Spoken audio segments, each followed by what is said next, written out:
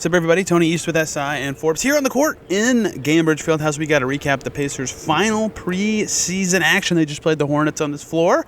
Went to overtime. Pacers won. That will be the headliner if you just look at the box score, but tells a terrible job telling you the story of actually what happened in this basketball game, because it was very much a game of runs. The Hornets were ahead for basically all of the second half. The Pacers had some moments they'll be happy about in the first quarter, but in general, a game that I think the Pacers would be pretty disappointed in despite the result. Their first quarter was fine enough, but despite playing okay at times, looking good, getting stops, the Hornets, I think, only had made 2-point shots in the first 10 minutes of this game. Pacers only had 4 after that quarter.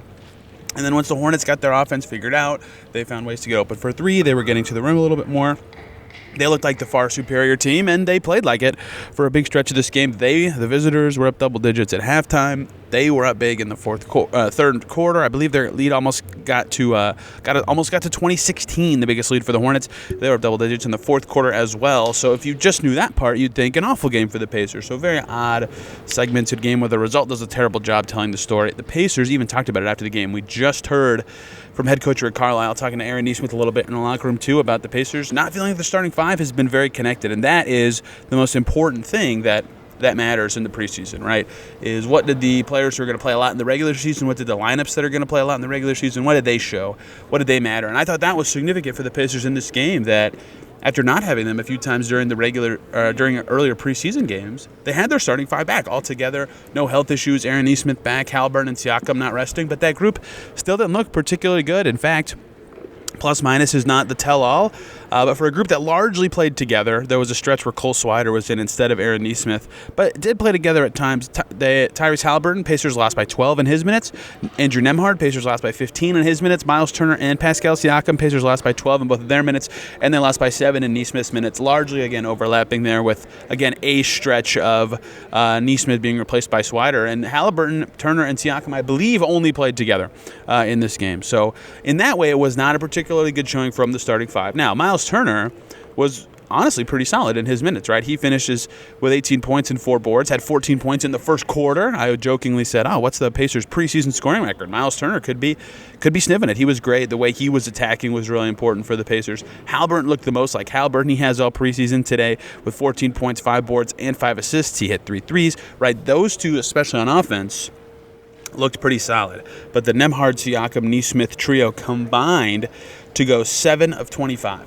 That's not going to cut it. They have to be better in that way. And this group in general, they're finding the right balance of shots and how to attack and where from, but they don't need to be finding the balance. They were good together last year, right? They need to be hitting the ground running more than they have, and that's why they're still searching for more connectivity. So the offense wasn't there, certainly from those last 3 guys I mentioned, even though Turner and Haliburton did find some success on that end of the floor. I think it's very noteworthy Haliburton closed the preseason at least with a game that he can be happy about and smile and say that he was finding his shots and making plays. And Turner, I think, for the preseason, is going to shoot 70% from the field across his playing time. So that's good for him. But they need to find more juice there, because that lineup was so good last year. In fact, the way that their team really was structured, good starters, a bench that made sense, was what got the Pacers so much success last year. And that hasn't really been the case in the preseason. So that is, I think, if you're talking about the biggest takeaway from this game for the Pacers in a win, it would be a negative, in that their starting five finally played together only for the second time this preseason, the other time being in Cleveland. They also did not look good in Cleveland, right? So not a good feeling for the Pacers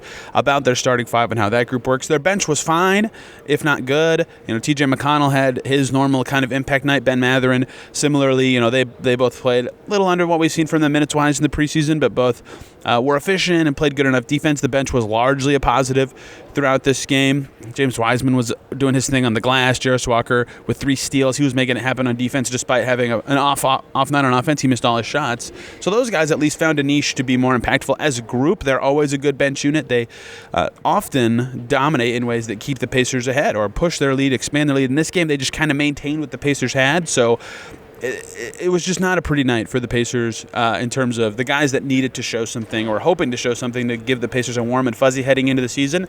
I'll say this. I couldn't tell you one thing about the Pacers playing the preseason last year. I watched all the games. I've watched all their preseason games for a half decade, and I don't remember it year to year.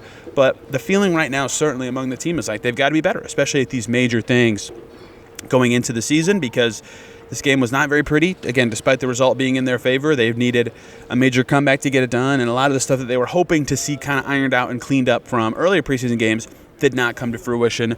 In this one, the Hornets had their way with the Pacers at times. However, what did go well, and what made this win for the Pacers, was the deep reserve group. They were excellent down the stretch. That group included Ben Sheppard, who was also with the bench at times in this game. Cole Swider was at the 3 for that group. Tristan Newton was the point guard for much of that time. Quentin Jackson was the point guard at other times for that group. And Enrique Freeman was the center.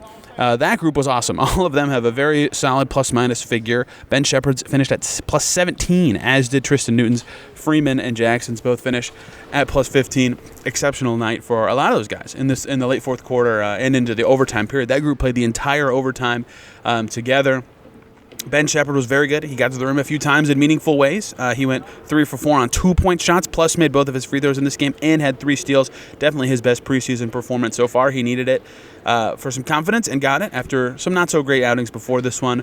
Enrique Freeman, also a standout, 7 for 8 for him, 5 rebounds. All of them were offensive rebounds on his way to 15 points as well. Those two are just all hustle all the time. And for a Pacers team that really lacked energy and burst for much of this game, they were a needed change of pace, change of energy, change of feel, really, for the team. The bench was going crazy cheering for those guys, and they were doing it on both ends, right? Freeman's instincts on defense have been good, even though he's a little undersized for the 5. He did a very good job in this game, and of course, if you get 5 offensive rebounds and routinely score from them, you're going to look like you have an impressive night. And, of course, 7 for 8 also helps. He's been very good throughout the preseason. I do wonder if the Pacers would consider giving him roster spot 15. They'd have to figure out what to do with Cole Swider to actually make that happen. But in general, Enrique Freeman's had an exceptional preseason and did again in this game. They don't win without his play in the overtime period, and Sheppard got them there. He was good in the fourth quarter down the stretch of this one, and his 4-point play at the end is what got them to overtime. Pacers were down 106-102. Clock was under 10 seconds to go. Sheppard took a 3 from the left wing, and they called a foul. Sheppard admitted after the game he did not think he was fouled. It looked like there was some contact on his shoe maybe. The way he landed was a little strange.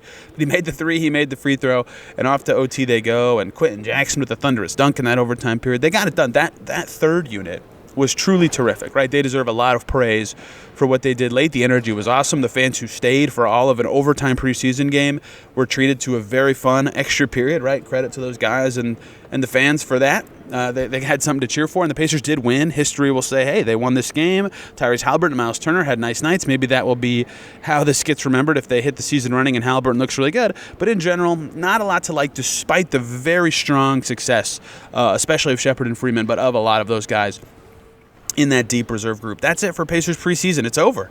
They've played their 4 games. They went 2-2. They beat the Cavs and Hornets, the 2 games that their starters played. Perhaps people could point to that and say, hey, see, look what happens when they have their entire rotation structured. But they did not start particularly well in any game. They did not defend the way they hoped, and they certainly have some stuff to iron out before the season starts. Thankfully, they'll have a few more practices this weekend to potentially knock that out.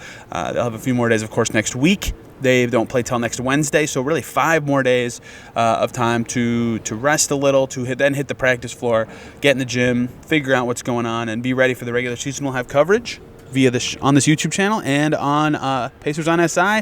Thanks for checking us out from the preseason. Tony E signing off. See ya on opening night.